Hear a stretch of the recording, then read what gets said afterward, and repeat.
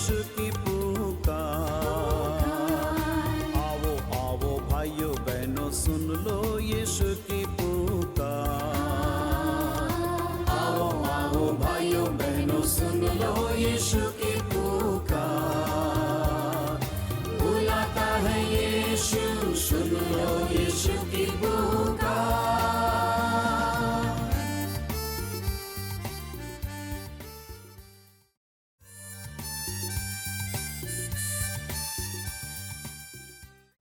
प्रभु यीशु मसीह के अति सामर्थ्य नाम में आप सबों को नमस्कार। मित्रों, आज मैं आपका ध्यान जंगल और निर्जल जगहों में किस प्रकार परमेश्वर अद्भुत उपाय करता है इस बात पर आपका ध्यान मैं ले जाना चाहता हूँ। परमेश्वर एक बहुत बड़ी प्रतिज्ञा किया है। बाइबल में हम पढ़ते हैं यशायाह नबी की किताब 35 अध्याय और उसका पहला पद, जहाँ इस प्रकार से लिखा है, बुक ऑफ यशायाह चैप्टर 35 वर्स 1, जंगल और निर्जल देश प्रफुल्लित होंगे, मरुभूमि मगन होकर केसर के समान फूलेगी। परमेश्वर का धन्यवाद हो। लिखा वो अत्यंत प्रफुल्लित होगी और आनंद के साथ जय जयकार करेगी। उसकी शोभा लबानोन की सी होगी और वह कर्मेल और सारून के तुल्य तेजोमय हो जाएगी। वे यहोवा की शोभा और हमारे परमेश्वर का तेज देखेंगे। एक बहुत बड़ी प्रतिज्ञा परमेश्वर अपने लोगों को लेके, और आज हम ध्यान करेंगे किस प्रकार से परमेश्वर ऐसे कठिन परिस्थितियों में जब परमेश्वर के लोग होकर के जाते हैं, परमेश्वर अद्भुत रीति से उनकी सहायता करता है। निश्चित रूप से आज बीमारी की समस्या हमारे जीवन में है और आर्थिक तंगी घटी कमी की समस्या हमारे जीवन में है। बेरोजगारी की समस्या बड़े पैमाने पर हमारे जीवन में, विशेष रूप से हमारे जवान युवतियों के जीवन में है। असफलता और प्रतियोगिता की भावना चारों तरफ आज हमारे लिए एक चुनौती बनकर के उभरी हुई है। और ऐसे समय में परमेश्वर मेरे आपके जीवन को किस प्रकार संभालता है और संभालेगा, आइए परमेश्वर के उन वचनों को स्मरण करके हम उत्साहित हो जाएं किस प्रकार परमेश्वर अपने लोगों के लिए अद्भुत रीति से इंतजाम किया जब इस संसार में विकट परिस्थितियों से होकर के जा रहे थे, गुजर रहे थे। परमेश्वर के वचन में हम पढ़ते हैं, देखते हैं उत्पत्ति की किताब उसका 21 अध्याय 14 पद से आगे 20 पद तक। यहाँ पर हम देखते हैं हाजिरा एक बहन अपने नन्हे बालक को लेकर के जंगल में भटक रही थी। जब परमेश्वर अब्राहम को कहा उस दासी को और उसके पुत्र को निकाल दे, क्योंकि परमेश्वर की योजना अब्राहम के लिए और उसकी पत्नी सारा के लिए कुछ और ही था, परंतु हाजिरा जिससे ये इस्माइल उत्पन्न हुआ था, परमेश्वर का अनुग्रह का दृष्टि उनके ऊपर में भी था। और इसलिए अब्राहम जब सवेरे तड़के उठकर रोटी और पानी से भरी चमड़े की थैली भी हाजिरा को दी और उसके कंधे पर रखी और उसके लड़के को भी उससे देकर उसको विदा किया और वो चली गई। और लिखा है वो बेर्शेबा नामक जंगल में भटकने लगी। जब थैली का जल समाप्त हो गया तब उसने लड़के को एक झाड़ी के नीचे छोड़ दिया, लावारिस छोड़ दी, और आप उससे तीर भर के टप्पे पर दूर जाकर उसके सामने यह सोचकर बैठ गई, मुझको लड़के की मृत्यु देखनी ना पड़े, क्योंकि उसके लिए और कोई रास्ता नहीं था। पानी जो चमड़े के थैली में लेकर के निकली थी वो समाप्त हो गया, रोटी का टुकड़ा भी समाप्त हो गया, और अब जंगल में उसके लिए कोई भी रास्ता नहीं कि पानी मिले और रोटी मिले।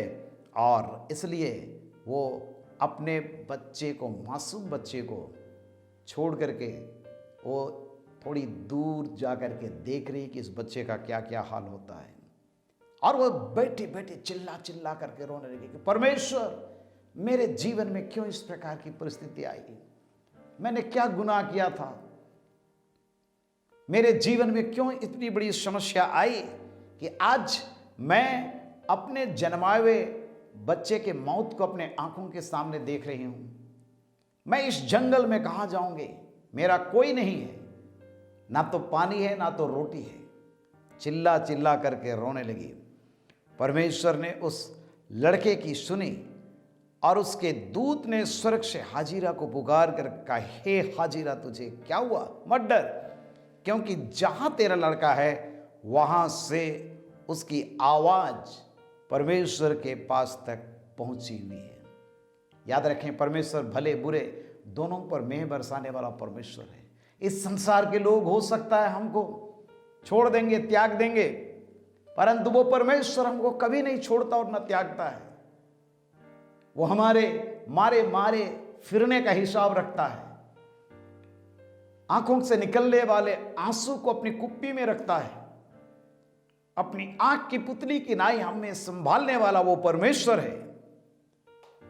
परमेश्वर के पास में उस लड़के की आवाज पहुंची। जरूर वो लड़का जो छोटा था रो रहा होगा, मां नहीं है, पिताजी नहीं है, अकेला है, जंगल में कोई व्यक्ति नहीं है।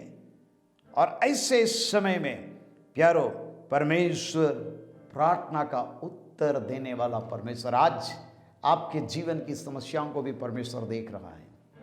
आप हो सकता है भिन्न भिन्न प्रकार की बीमारी से ग्रसित हैं। आज हो सकता है इलाज कराते कराते आप थक चुके हैं, परंतु परमेश्वर अपने अलौकिक सामर्थ्य हाथ को बढ़ा करके छूना और चंगाई देना चाहता है। उत्साहित हो जाएं, परमेश्वर अपने वचन के द्वारा आपके विश्वास को बढ़ाना चाहता है, ताकि आप प्रभु यीशु मसीह पर विश्वास करें और उसको जैसे भी हालत में है आप ऊंचे स्वर से चिल्ला करके कहें, हे परमेश्वर मुझ पर दया कर, मुझ पर दया कर, मुझ पर दया कर, मुझ पर दया कर। निश्चित रूप से वो परमेश्वर आपकी पीड़ा को देख करके उतर आएगा, आपको स्पर्श करेगा, हर प्रकार की बीमारी से छुटकारा देगा। हो सकता कमी और घटी कर्ज से आप डूबे हुए हैं, परमेश्वर आपके जीवन में आश्चर्य कर्म करने पाए, आपके घर के अंदर में आश्चर्य कर्म करने पाए। हो सकता है जवान ज्योति आप अपने जीवन में आप हार मान चुके हैं, प्रतियोगिता परीक्षाओं में एतियर होते होते आप हार चुके, थक चुके हैं, परंतु हिम्मत रखें, परमेश्वर से प्रार्थना करें। निश्चित रूप से परमेश्वर बेरसेबा के जंगल में उस मासूम बच्चे की प्रार्थना को सुनने वाला परमेश्वर, हाजिरा से बातचीत करने वाला परमेश्वर आपके जीवन में अद्भुत काम करने के लिए आज वो तैयार है। परमेश्वर हाजिरा से कहता है, मत डर, क्योंकि जहां तेरा लड़का है वहां से उसकी आवाज परमेश्वर को सुन पड़ी है। मत डरिए, जहां पर आप हैं, चाहे सुदूर गांव में, शहर के किसी कॉर्नर में, किसी घर में, और हो सकता है आज अपने जीवन से हार मान करके आप डिप्रेशन में जा रहे हैं, निराशा के वादियों में जा रहे हैं, कई बार आत्महत्या करना चाहते हैं, लेकिन परमेश्वर और हिम्मत रखें, बांधें हिम्मत और परमेश्वर के ऊपर भरोसा रखें। परमेश्वर हाजिर का कहता, उठ, अपने लड़के को उठा और हाथ से संभाल, क्योंकि मैं उसके द्वारा एक बड़ी जाति बनाऊंगा। और जब हाजिरा की आंखें खुल गई तब क्या देखते हैं कि वहां पर एक कुआं दिखाई पड़ा। प्यारो, परमेश्वर इसी प्रकार मेरे आपके लिए भटकने वाले इस जंगल में पानी का इंतजाम करने वाला परमेश्वर है। हमारे जीवन की समस्याओं का वो समाधान करने वाला परमेश्वर है। और तब हाजिरा जाकर के अपने थैली में पानी भरी और लड़के को पिलाई। परमेश्वर उससे बातचीत कर रहा है। अब परमेश्वर अपनी महिमा को उसके जीवन में प्रकट किया, उसको भी आशीष दिया। आज हमारा परमेश्वर मेरे आपके जीवन को भी आशीषित करना चाहता है। प्यारो, इस्राएली जब मरुस्थल होकर के जा रहे थे, कनान देश की यात्रा कर रहे थे, निर्गमन 15 अध्याय में हम देखते हैं किस प्रकार जय जयकार करते हुए लाल समुद्र को पार किए, परमेश्वर के महान सामर्थ्य हाथ को देखे। लेकिन आगे इनको सूर नामक जंगल मिला और जंगल में जाते हुए 3 दिन तक इनको पानी नहीं मिला। और जब 3 दिन तक पानी नहीं मिला तो ये व्याकुल होने लगे, घबराने लगे कि अब क्या होगा। अरे हमने तो समुद्र को पार किया जहां पानी लबालब भरा हुआ था, परंतु आज हम समुद्र से बाहर निकले, परमेश्वर को वहां पर आश्चर्य कर्म करना पड़ा कि समुद्र 2 भाग बट गया और हम वहां से निकले जहां पर पानी की भरपूरी थी। आज 3 दिन से हमें एक बूंद पानी नहीं मिल रहा है। प्यारो, कई बार हम ऐसे परिस्थितियों से होकर के गुजरते हैं। हमारे जीवन में हो सकता है किसी समय बहुत सारी चीजों की भरपूरी थी, संपन्नता और सब कुछ हमारे पास में था, लेकिन आज हम और आप कर्ज में डूब रहे हैं, निराशापन की वादियों से होकर के गुजर रहे हैं। ऐसे संकट के समय, कठिनाई के समय परमेश्वर मेरा आपका परमेश्वर है। और हम देखते हैं निर्गमन 15 अध्याय 22 पद से आगे, ये 3 दिन तक इनको पानी नहीं मिला, सोता नहीं मिला। फिर मारा नामक एक स्थान पर पहुंचे और वहां पर पानी था, परंतु पानी इतना खारा था कि वे नहीं पी सकते थे, मुंह में नहीं ले सकते थे। और आज हमारे जीवन में भी परिस्थिति ऐसी ही आती है। हमारे लिए कुछ समाधान दिखाई पड़ता है, लेकिन हम देखते हैं कि वो हमारे जीवन के लिए ग्रहण योग्य नहीं होता है। हमारे जीवन की समस्याएं समाधान नहीं होती उसके द्वारा। और ऐसे समय में परमेश्वर कदाच मूसा जब प्रार्थना कर रहा है, परमेश्वर देखा कि इस्राएली लोग परमेश्वर के विरुद्ध में और उनके अगुवे मूसा के विरुद्ध में बकबक कर रहे हैं, क्या पिएंगे।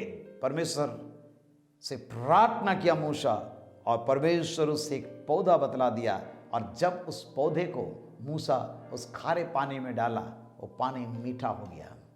प्यारो, ये पौधा प्रभु यीशु मसीह मेरे आपके जीवन में देता वो स्वयं है, जो जीवन का जल देने वाला परमेश्वर है।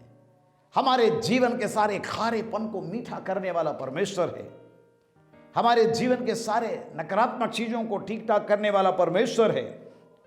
और इसलिए याद रखें, जंगल भटकने का स्थान है, मारे मारे फिरने का स्थान है, परंतु परमेश्वर हमारे जीवन की शुद्धि लेकर के ऐसे परिस्थिति में भी हमारे लिए वो अद्भुत उपाय करने वाला परमेश्वर है। सो हम परमेश्वर का धन्यवाद करें। इस जंगल के सफर में हम और आप हैं। ये संसार हमारे लिए चारों तरफ बिल्कुल नकारात्मक चीजों से भरा हुआ है, परंतु हिम्मत रखें, आशा रखें। परमेश्वर अद्भुत रीति से हमारे जीवन के हर एक परिस्थितियों का वो स्वामी है, उपाय करेगा और हमेशा हर एक को किसी अच्छी और भली वस्तु की घटी और कमी नहीं होने देगा। दूसरी बात हम देखते हैं, ये जंगल एक ऐसा जगह है जहां पर इंसान को भोजन की बहुत बड़ी समस्या होती है। भजन संहिता 78 साम 78 वर्स 19, यहां पर हम देखते हैं परमेश्वर के लोग किस प्रकार परमेश्वर के विरुद्ध बातचीत कर रहे हैं। वे परमेश्वर के विरुद्ध बोले और कहने लगे, क्या परमेश्वर जंगल में मेज लगा सकता है?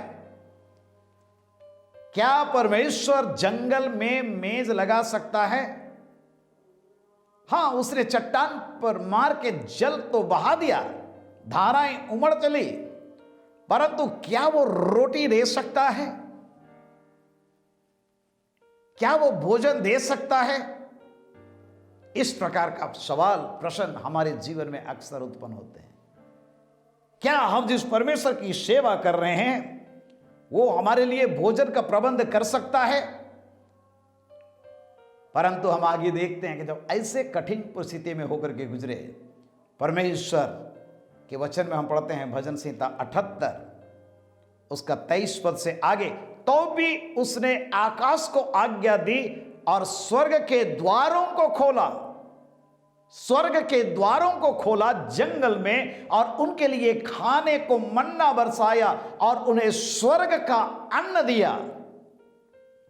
मनुष्यों को स्वर्गदूतों की रोटी मिली, उसने उनको मनमाना भोजन दिया, उसने आकाश में पुरवाई को चलाया और अपनी शक्ति से दक्षिणी बहाई और उनके लिए मांस धूल के समान बहुत बरसाया और समुद्र के बालू के समान अनगिनत बटेर पक्षी भेजे।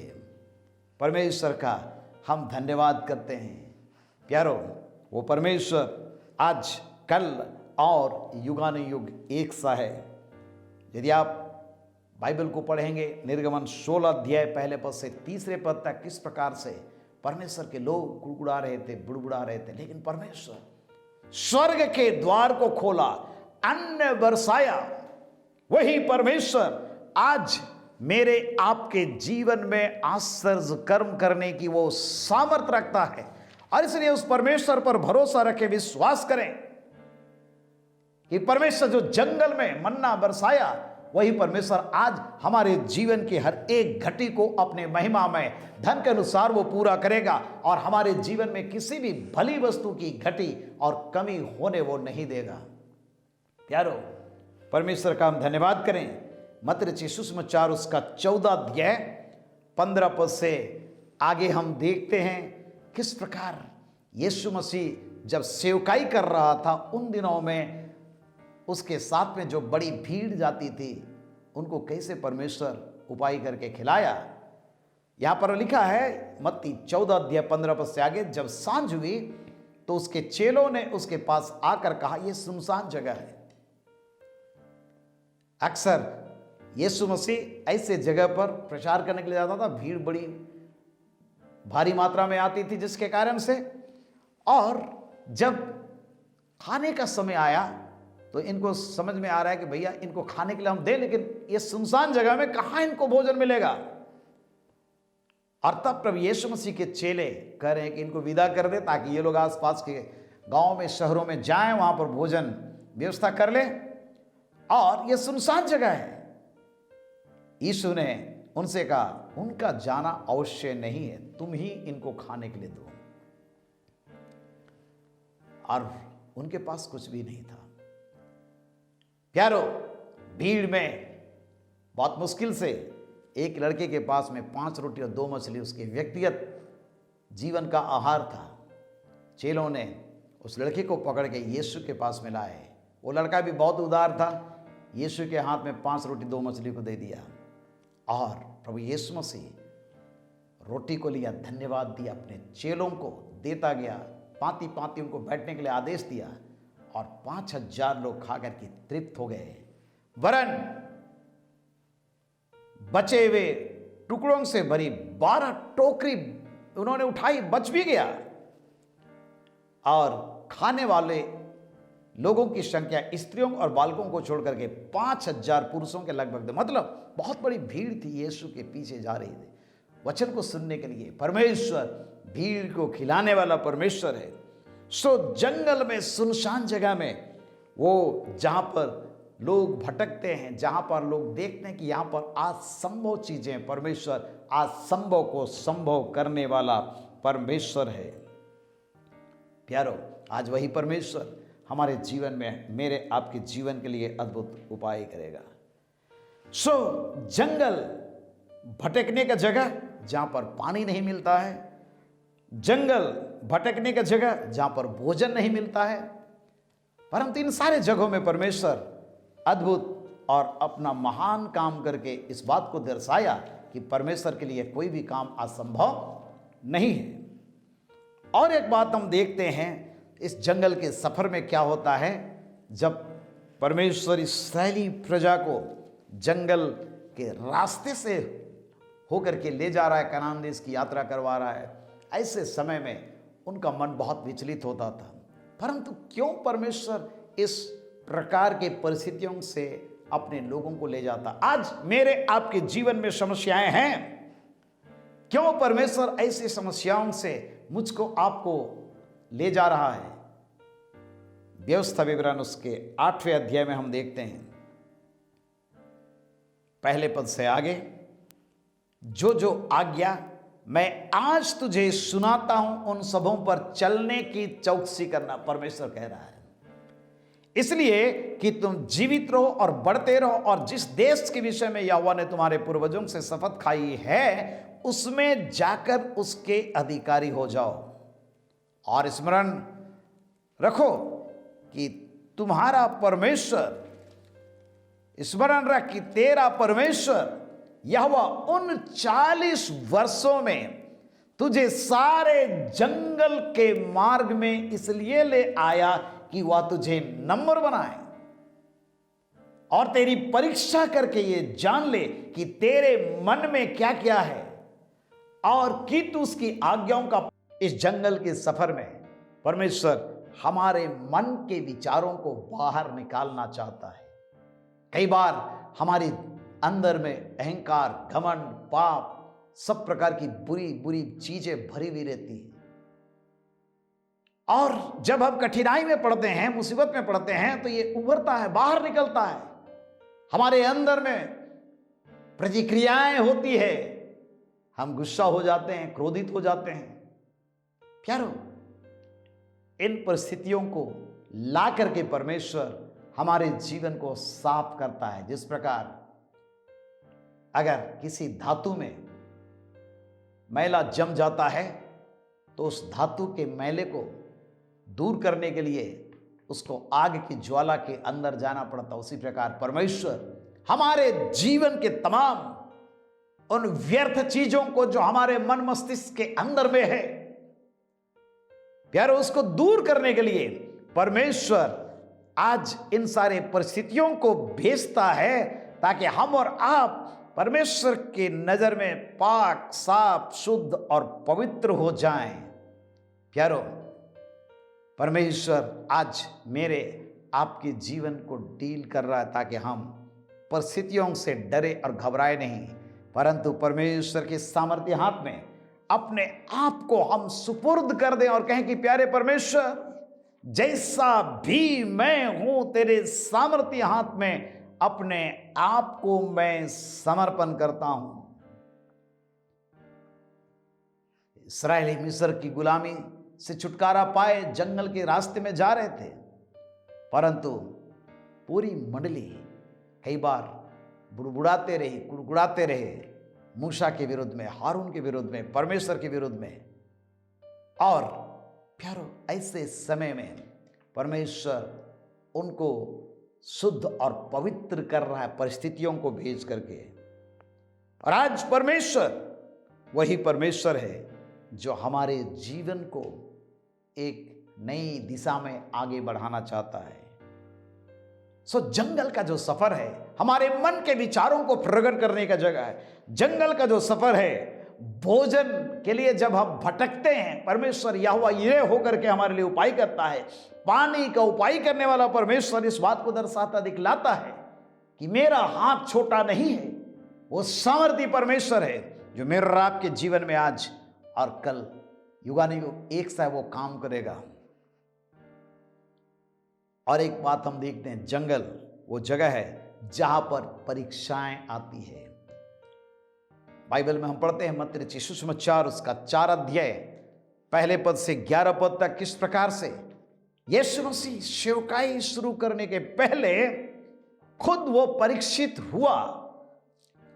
जब सेवा करने के लिए आगे बढ़ रहा है, उसके सामने एक बहुत बड़ी चुनौती है।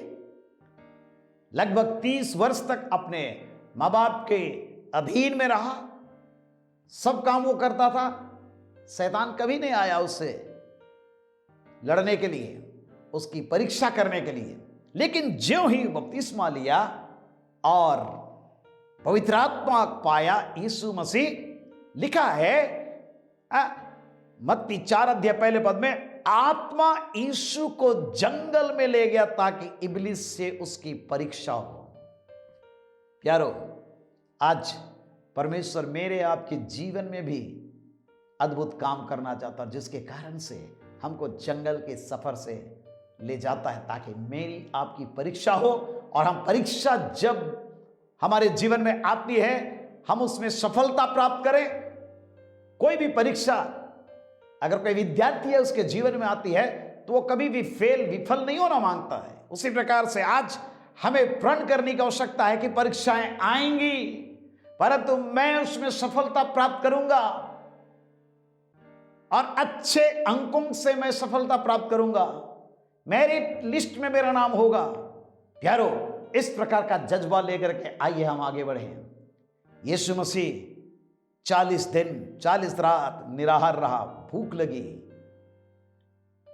शैतान आता है उसके पास, परीक्षा करता है, यदि तू परमेश्वर का पुत्र है तो कह दे पत्थर से रोटी बन जाए और तू भूखा नहीं मरेगा। प्रभु यीशु मसीह उसको उत्तर दिया, मनुष्य केवल रोटी से नहीं परंतु हर एक वचन जो परमेश्वर के मुख से निकलता है जीवित रहेगा। वो शैतान उससे पवित्र नगर में ले गया, कंगोरे पर, मंदिर के कंगोरे पर खड़ा कर दिया और कहता यदि तू परमेश्वर का पुत्र है तो अपने आप को नीचे गिरा दे, क्योंकि लिखा है तेरे विषय में स्वर्गदूतों को आज्ञा देगा, हाथों हाथ में उठा लेंगे, ऐसा ना हो कि तेरे पांवों में पत्थर से ठेस लगे। यीशु ने कहा यह भी लिखा है कि तू प्रभु अपने परमेश्वर की परीक्षा मत कर। शैतान उससे ऊंचे पहाड़ पर ले गया, सारे जगत राज्य का विभव को दिखलाया और कहा तू गिर करके मुझको प्रणाम कर दे तो मैं ये सब कुछ तुझको दे दूंगा। यीशु कहता है हे शैतान दूर हो जा, क्योंकि लिखा है तू प्रभु अपने परमेश्वर को प्रणाम कर और केवल उसी की उपासना कर। प्यारो, शैतान का सामना किया। जंगल के सफर में परीक्षाएं आएंगी, परंतु हमें सामना करना है। परमेश्वर कैसे जंगल में हाजिरा के लिए, इस्माइल के लिए उपाय किया, कैसे परमेश्वर स्वर्गदूतों का भोजन खिलाया, कैसे परमेश्वर इस्राएलियों के मन विचारों को जांचा, कैसे यीशु मसीह सफलता प्राप्त किया। लिखा है मत्ती 4 अध्याय और उसके 11 पद में, शैतान उसके पास से चला गया और देखो स्वर्गदूत आकर के यीशु मसीह की सेवा करने लगे। परमेश्वर वही है जो मेरी आपकी सेवा खिदमत के लिए स्वर्गदूतों को आज्ञा देता है। पहला राजा 19 अध्याय में हम देखते हैं निराश होकर के एलिया बिरसेबा के जंगल में पड़ा हुआ था। परमेश्वर स्वर्गदूत को भेजा, जहां पर उसके लिए रोटी और पानी का इंतजाम हुआ। वो परमेश्वर भोजन वस्तु बरसाता है। निर्गमन 16 अध्याय 4 पद से 8 पद तक में हम देखते हैं परमेश्वर वही परमेश्वर है जो स्वर्गदूतों को भेजता। और आज आप जैसी हालत में हैं, हम आपके लिए प्रार्थना करने जा रहे हैं। परमेश्वर आपके जीवन की हर एक परिस्थिति को अपने नियंत्रण में रखेगा और आपके जीवन में आश्चर्य कर्म करेगा। आंखें बंद करें, आइए हम अपने परमेश्वर का धन्यवाद करें, अपने पापों को मान लें और अपने परिस्थिति को प्रभु के सामने हम चिल्ला चिल्ला करके रखें। प्यारे परमेश्वर हम पर दया कर, हम पर दया कर, हम पर दया कर, हम पर दया कर। सर्वशक्तिमान पिता परमेश्वर प्रभु यीशु मसीह नासरी के नाम में आपके चरणों के निकट में हम आते हैं, अर्पण करते हैं। हमारे पापों को क्षमा कर, हमें शुद्ध और पवित्र कर। मारे मारे मारे फिरने का हिसाब तू जानता है। हमारे आंखों से बहने वाले आंसुओं को अपनी कुप्पी में रखने वाला तू परमेश्वर है। इस समय हमारे जीवन में अद्भुत कार्य कर पिता परमेश्वर। खास रूप से जो बीमारी के बिस्तर में उनको छूले, चंगाई दे। हर प्रकार की दुर्बलता, बीमारी की शक्ति प्रभु यीशु मसीह नासरी के नाम में दूर हो जाए, चंगाई दे। मन को व्याकुल करने वाली आत्मा यीशु नासरी के नाम में दूर हो जाए। कमी और घटी कर्ज में हमारे लोग जो डूबे हुए हैं, अपने सामर्थ्य हाथ को बढ़ा, उनके हर एक आवश्यकताओं को पूरा कर, ताकि महान परमेश्वर तेरे सामर्थ्य हाथ को हमारे प्रिय लोग देखने पाएं। जो लोग असफलता का जीवन जी रहे हैं उनको सफलता दे। बेरोजगारी की समस्या, सब प्रकार की समस्या यीशु मसीह नासरी के नाम में दूर हो पिता, और तेरी महान और अलौकिक सामर्थ्य सबों के जीवन के ऊपर में राज्य करने पाए। हम धन्यवाद करते हैं पिता, हमारी प्रार्थना सुनने के लिए। प्रभु यीशु मसीह नासरी के नाम में ये प्रार्थना मांगते हैं, आमीन। हमें आशा है कि आज के कार्यक्रम से आपको आशीष मिली है। आपसे निवेदन है कि हमें व्हाट्सएप मैसेज भेजकर, पत्र लिखकर या फोन करके हमें अपनी गवाही एवं व्यक्तिगत अनुभव साझा करें। हमारा फोन नंबर एवं पता नोट कर लें।